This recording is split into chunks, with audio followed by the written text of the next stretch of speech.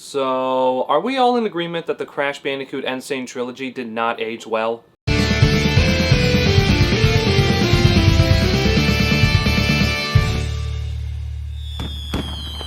What do you think that will look like?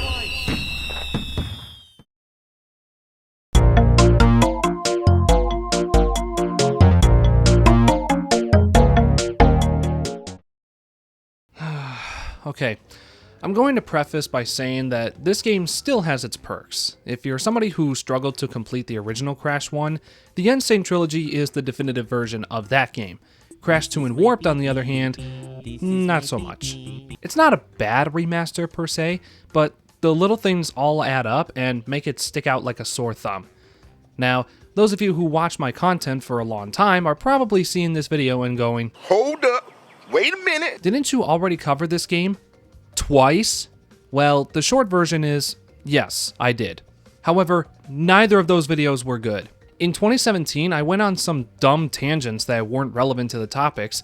I made a lot of shit up, the camera shots were tilted for some reason, my scripting was absolutely abysmal, and I tried doing the generic 2017 YouTuber voice that sounded fake as hell.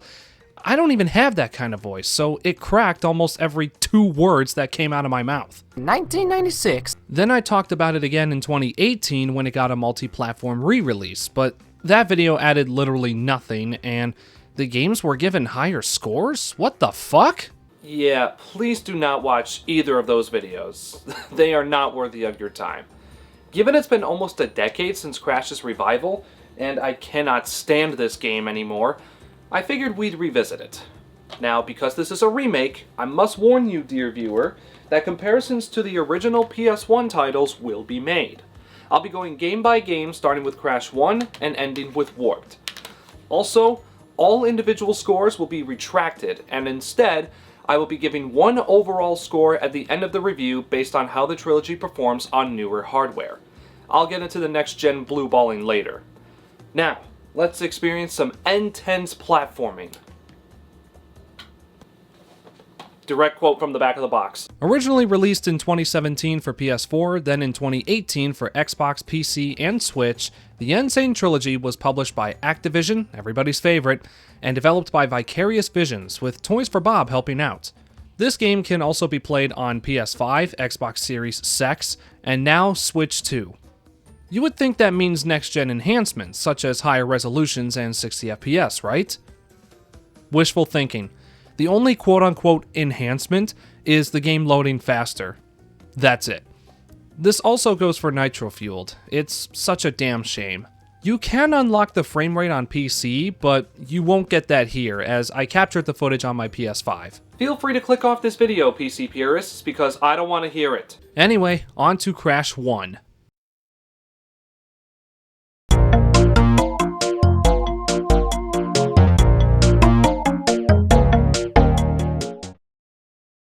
I'm not going to waste time explaining the story. This game is turning 30 next year, you all know how it goes by now.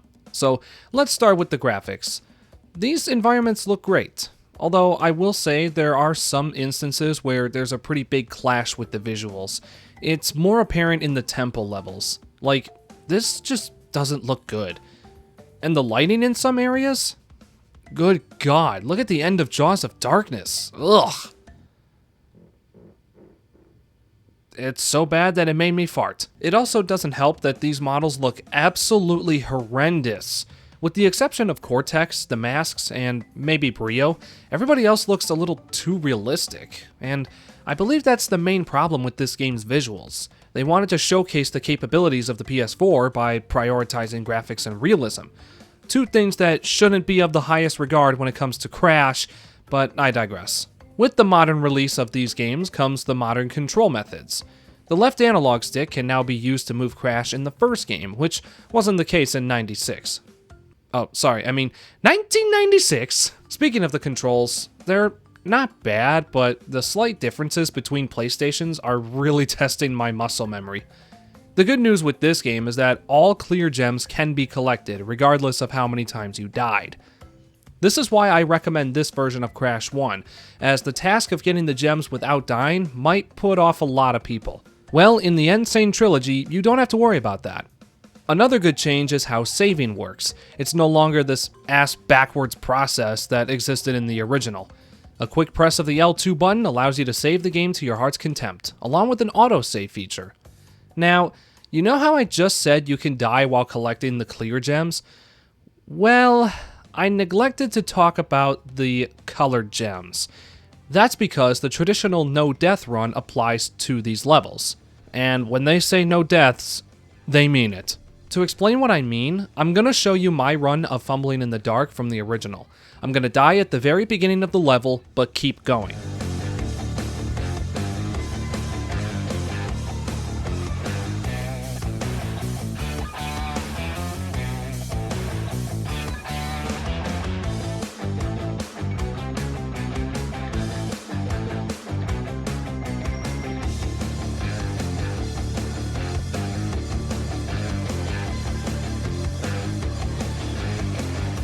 As you can see, I died, but still got the gem. Why is this? Well, there's a technical explanation for this. See, when Naughty Dog developed the original game, they weren't able to implement a way to keep track of all the boxes you broke. So if you were to die after breaking a checkpoint, the boxes behind it would reload. Now, if you went out of your way to go back and break those boxes, then finish the rest of the level, you would still not get the gem. My guess is that this was Naughty Dog's failsafe to prevent the game from crashing, or something to that effect. The issue would be remedied in future games with the box counter. Checkpoints would now be able to preserve the boxes you broke up to that point. This isn't the case with the NST version, since VV incorporated the box counter into all 3 games. So that's why you'll always hear players say that in the original, it is actually okay to die in a level, as long as you haven't reached the first checkpoint yet. Now, I'm going to do the same thing in NST. I'm going to load into Lost City, die, then finish the level like normal.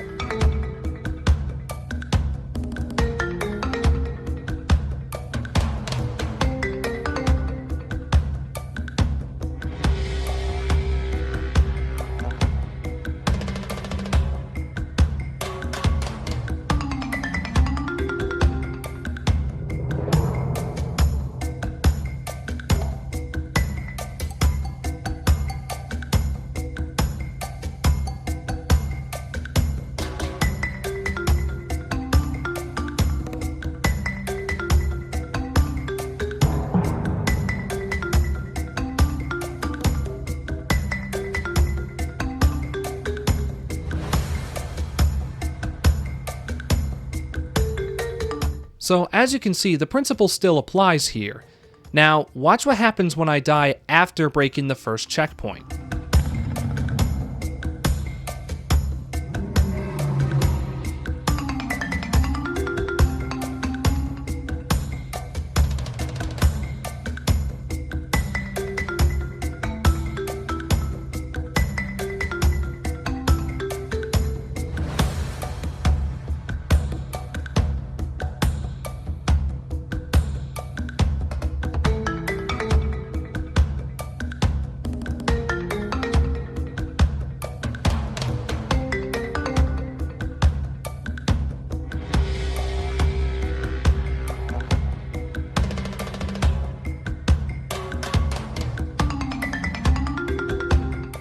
Nearly perfect, but you died. The same rules as the original. On the color gem levels, you are not allowed to die once you break the first checkpoint. Now, once upon a time, you were not able to die at all in the level, regardless of whether or not you broke your first checkpoint. I'm speaking from experience here. Unfortunately, I don't have any pre-patch footage, and as far as I'm aware, nobody has it documented on YouTube, so you'll just have to take my word for it. But don't worry, I still have the scars. Oh wait, that's a mole. I want to briefly touch on the load times for this game. As far as I'm aware, the load times are slightly longer on some platforms. I remember when this game first came out, taking a long time to load. They were absolutely horrendous. Then in 2018, VV did something to reduce the load times because they were much faster, at least on PS4. The PS5 makes them almost instantaneous thanks to the PS4 Pro enhancements. I actually had to do a double take as this was the first time I played this game on my PS5. Seriously, they're so fast that you can't even read the hint on the bottom of the screen. Honestly, however, I think that's for the best, because the hints flat out spoil the secrets, especially in Crash 2. Like, why? Where's the fun in finding these secrets if the game's just going to tell you where to find them and how to access them? It doesn't make sense to me. Now, I'm going to talk about the differences between the two versions that I've noticed, and most of them mess with my muscle memory. I will not count the controls because the controls from the PS1 just cannot be replicated on PS4. These will mostly pertain to the bosses. First, we have Papu Papu, and really, the only difference here is that he needs to be hit in the head 5 times instead of 3, which is more in line with the original Japanese version. In Ripperoos boss fight, the big TNTs have normal countdowns, as opposed to the original where the countdown is slightly different. I will never for the life of me wonder why Brio takes forever to drink his potion and turn into a Hulk. Almost all of his animations are more time consuming, which resulted in me dying several times purely because of the timing. It's a very weird quirk, and it's not the first time I was inconvenienced by this. Speaking of weird quirks, the movement feels a little sluggish, like it takes Crash, or Coco because she's playable across all 3 games, a brief moment to get to the fastest moving speed. There's a reason for this. Take a look at this picture. This is a diagram of the game's Deadzone for the left analog stick. The red area indicates where inputs would not be registered. The green area indicates where diagonal inputs are registered, and the blue area indicates where horizontal or vertical inputs are registered. Normally, dead zones are depicted by a circle. I don't know what the fuck this is. So, a diagonal input, like say up right, has a dead zone of approximately 38%, while a movement like up or down has a dead zone of 62% roughly. This is one of the most bizarre looking charts I have ever seen. Credit to Reddit users Eternal Dahaka and LookLook876 for this chart. The post will be linked below. LookLook is actually a pretty regular viewer of the channel, so if I butchered that explanation, please let me know in the comments. So, yeah, that's pretty rancid.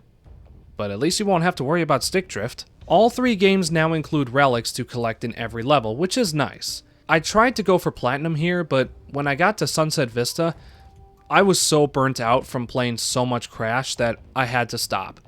Between this, the original titles, and Wrath of Cortex, I had enough. Maybe one day I'll return to grab the rest, but I'm not Jim Caddick. Another difference I noticed is that when you're invincible in NST, Crash will just phase through certain obstacles that otherwise would have bounced him upward in the original. Also, the boulders in the original weren't able to break boxes, but now they can. These are tweaks and adjustments to make the first game more in line with the other 2 games. I kinda wish Crash's moveset replicated that of 2 and Warped, but I get why VV chose not to do that, as it would have just completely trivialized a lot of the levels. For the Sane Trilogy and Nitro Fueled, Alchemy was the development engine used. You know, the outdated in-house engine VV used to develop Nitro Kart. I think that might also explain why the environments look good, but the character models don't. That might also explain the funky Deadzone graph. Shortly after the game's release in 2017, Stormy Ascent, a removed level from the original, was included as free DLC. Then you had to pay for it. Then it became free again in 2018. Anyway, the reason why it was originally removed was because Naughty Dog thought it would be too hard for players, which, in my opinion, was the right call. Imagine Slippery Climb cranked up to 11. That's Stormy Ascent. Although, I would say it's easier here than Slippery Climb, simply because you don't have to worry about a deathless run. However, that doesn't mean it'll be all sunshine and rainbows. This level will kick your ass. This level even includes the Brio bonus round as well, that originally never made it in, even if you used GameShark codes. While we're on the topic of bonus rounds, they contribute to the level box totals this time around, as opposed to the original Crash one where they served as your chance to save the game. In the Tawna bonuses, when you reach the end, Cortex will actually swoop in to snatch her up. That's a cool little detail. I like how VV included that. It never made sense to me why she was in the bonuses when you're supposed to rescue her. Could it be perhaps that the bonuses in the original game were meant to be figments of Crash's imagination, and that's why Tawna is at the end, like she's his motivation to keep going? Now that's a man you need to hold on to. So, like the original, you can choose to ignore fighting Cortex and take the alternate route in the Great Hall if you collected all the gems, to reunite with Tawna and flee the castle. I'll talk about the cutscenes and voice acting later in the video. So, I think that's about all I can say here without repeating myself later on, as some of the things I talked about in Crash 1 also apply to Crash 2 and Warped. Overall, NST Crash 1 is a good place to start for any newcomers. I can definitely recommend it, especially if you're going for completion. Crash 2 and Warped, on the other hand, I have problems. Let's talk about Crash 2.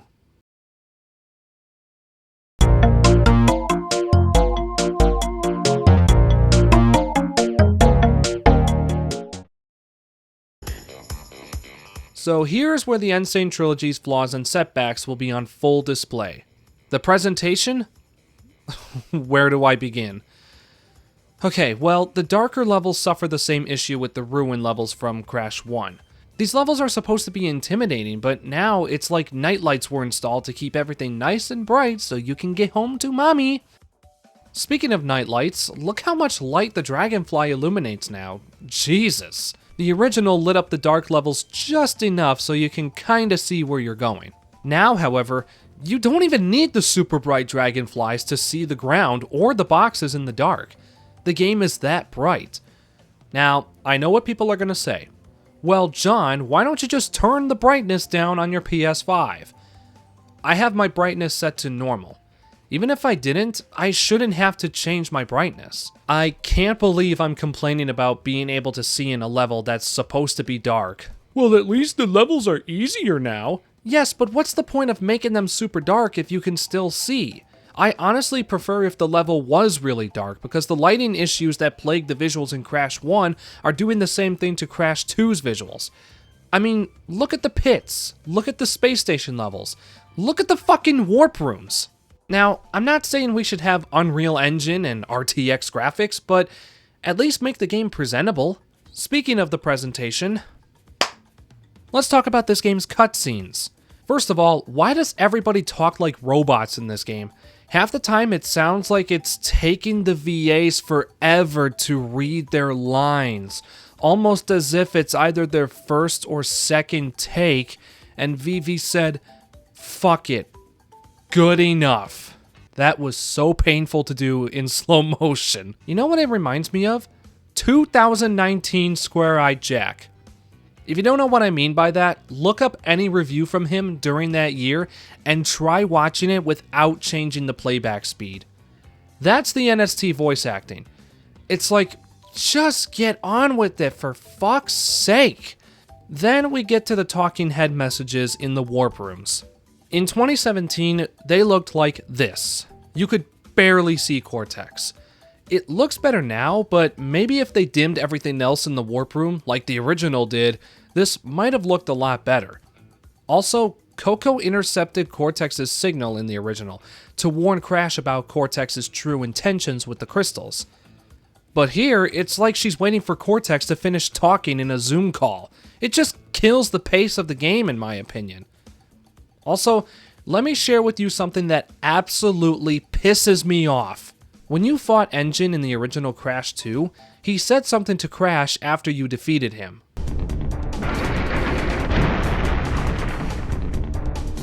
Master Cortex will be very displeased with your resistance.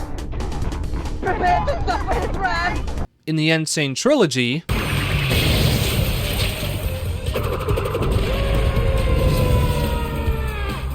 nothing. Where is it? Where's the line? Did they just forget about it? If they played the original games like they claimed to, they would have realized that they forgot a line. Anyway, VV definitely knew about the Red Gem exploit in Snowgo, and so they actually moved it up so it was impossible to get without finding the secret entrance. God, I hate the secret entrance, and now I can see why people skip it in the original.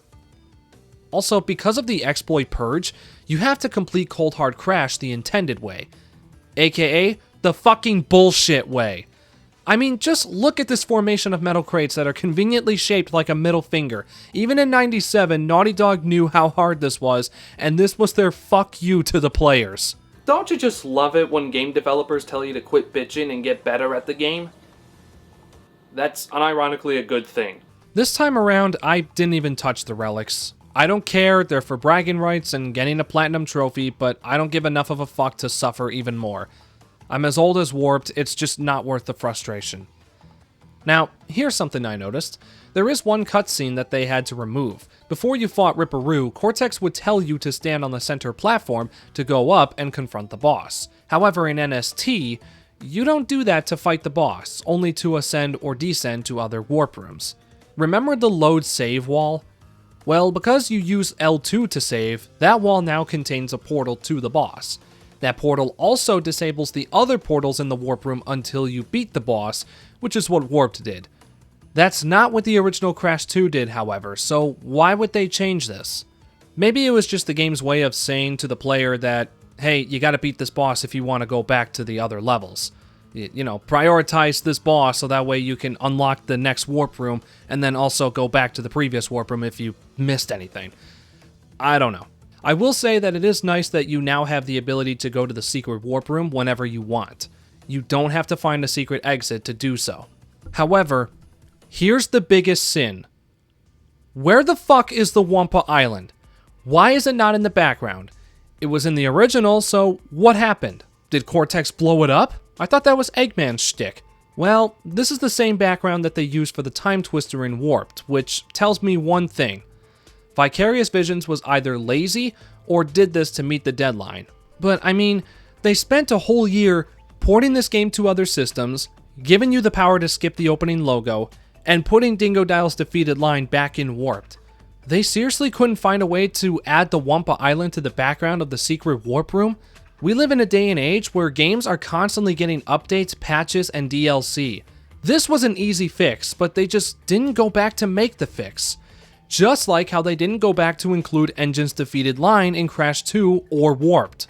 So, unlike Crash 1 NST, I don't recommend Crash 2 NST. The visuals clash too much, the soundtrack, which I'll get to, isn't memorable, the little things got lost in translation, like every remaster/remake it seems, and it does nothing to improve on the few issues the original had. If anything, it actually exacerbates them with how poorly some of the vehicles control in this game, but we'll get to that later.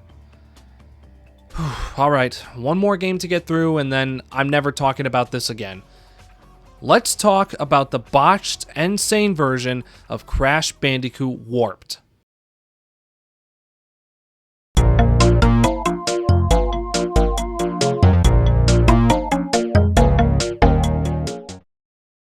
Alright, so whatever gameplay related issues I had in Crash 2 also applied to Warped, so I won't keep banging that drum.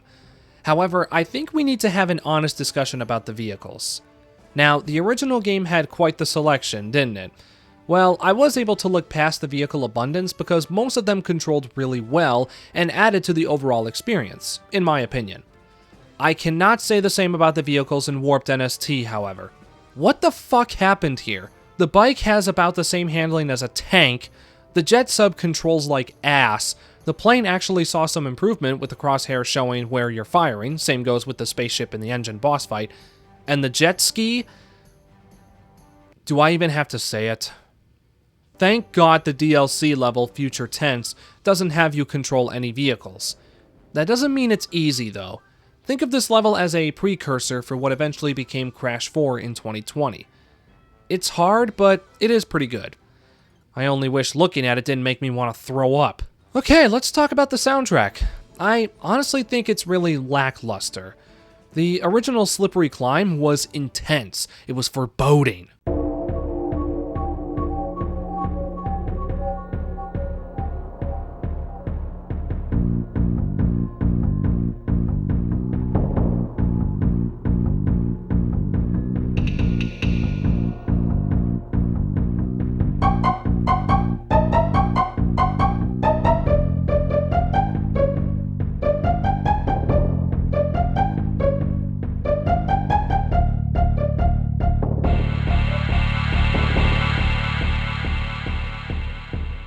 In NST, it sounds like they're trying to get you up on your feet and dancing like it's fucking Saturday Night Fever. Like, what is this?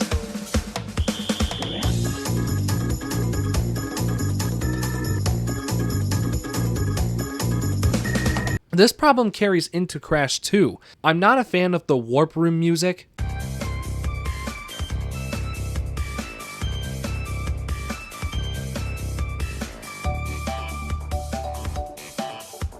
The sewers.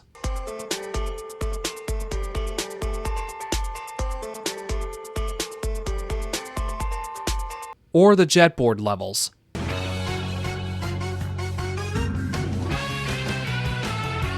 Well, guess what? Warped also has this problem. Listen to what they did to the Arabian levels.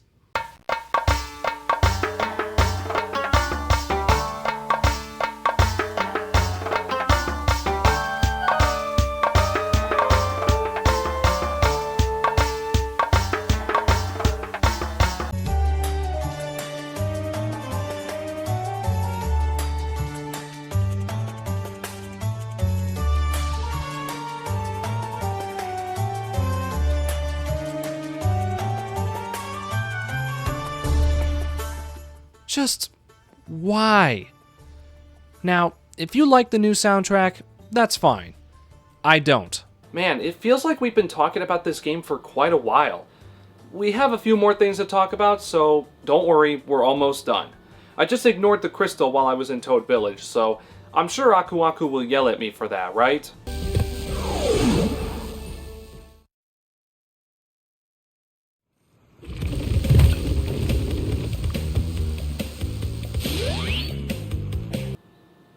What? I thought Aku Aku was supposed to do the thing that Cortex did in Crash 2. He did it in the original, so what's the excuse here? Then we get to the infamous missing line that Dingodile says after you beat him. When this game first came out, it wasn't there, but enough fans said something about it that VV included it in the 2018 update / re-release. So why the fuck did they not do that with Aku Aku's explanation of the crystals or Engine's defeated line? Yeah, that's 2 lines Engine doesn't say in NST. Here it is in Warped.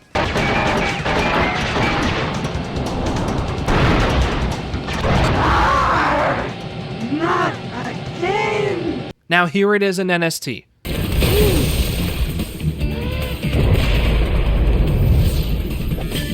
What the fuck? This isn't rush development. This is laziness. This remaster is almost a fucking decade old, and Engine's lines still haven't been added back in? That's fucking inexcusable. This is even more evident with a lot of the animations in this game. They all look so jagged and awkward. How is it that the PS1 animations look more fluent than on supposedly more superior hardware? And that's not even getting into the ice physics, which are fucking terrible and not worthy of my time. Look, I don't want to discourage people from giving this remaster a try if they haven't already, but there's just too many changes and weird quirks that I just don't find myself coming back to this. I would rather play the original PS1 titles. Do I consider this to be the definitive way to experience the original Crash Bandicoot trilogy? Do horses meow? I don't think it's any secret that I don't really like this game. On a personal scale, I would honestly give this game a 3 out of 10. However, I will put my bias aside. This game, it exists. It served its purpose. It was created to reintroduce gamers to Crash Bandicoot and get longtime fans excited for the future of the franchise. Its success in sales is what prompted Activision to greenlight Nitro Fueled. Don't get it twisted, however. This game only sold well because of the groundwork that Naughty Dog left for the game that Vicarious Visions brought to life on PS4, and eventually other platforms. They banked on the nostalgic memories, and for the most part, that worked. But eventually, that initial wave of nostalgia wears off, and what we're left with is a rather lackluster remaster that's hard to come back to.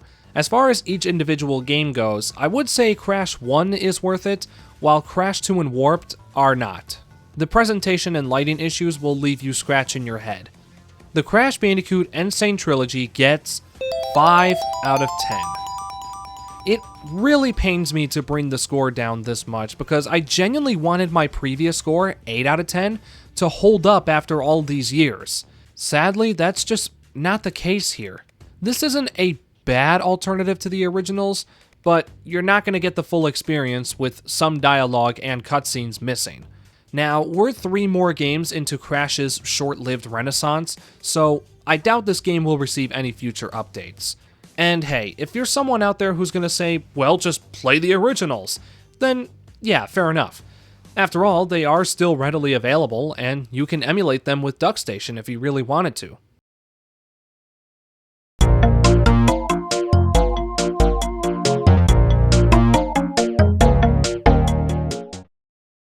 In conclusion, I'm not as hyped about the Crash and Sane Trilogy as I was when it first came out. I wish I could say it was the definitive choice, but it's not, and honestly, it was never gonna be. You know, John, I have to admit, you were right. Wait, what was I right about? I feel as though this is going to turn my life around for the better. What are you talking about? Yeah, this world is going to see a whole new Nitro. Nitro, answer the goddamn question! I'm going to get a job, become a functioning member of society. Can he hear me? Do I need to call somebody to get his ears checked? Anyway, were you saying something, John? Yeah, what was I right about? What? When you first came in, you said, "You were right, John." What was I right about? Oh, you don't remember what you told me last week? That I was a pathetic piece of shit with no friends or social life and that I should go outside and touch grass for once in my life? I don't remember saying that. Are you sure it wasn't some crazy ex that shouldn't give a shit about what you do anymore? Well, now that you mention it, I think it was. How do you mistake them for me? Look, man, women come and go in my life all the time. You with a woman? I find that very hard to believe. You just gotta rism with the tism, as they say. 1 second. Yeah? Sure, we can do tonight. Okay, see you later. Well, duty calls. Man, what the fuck am I doing wrong? Wait, does he think I'm a woman? Anyway, where was I? I don't even remember. Something about Crash Bandicoot? Oh, hey! I haven't talked about Nitro Fueled in a while. I know exactly who to summon for this. You, however, will have to wait a little bit. But do come back for part 2 as we revisit Crash Team Racing Nitro Fueled. And by we, I mean me and Toasty Man. I'm pretty sure I sent him that Evite. I should check that, actually.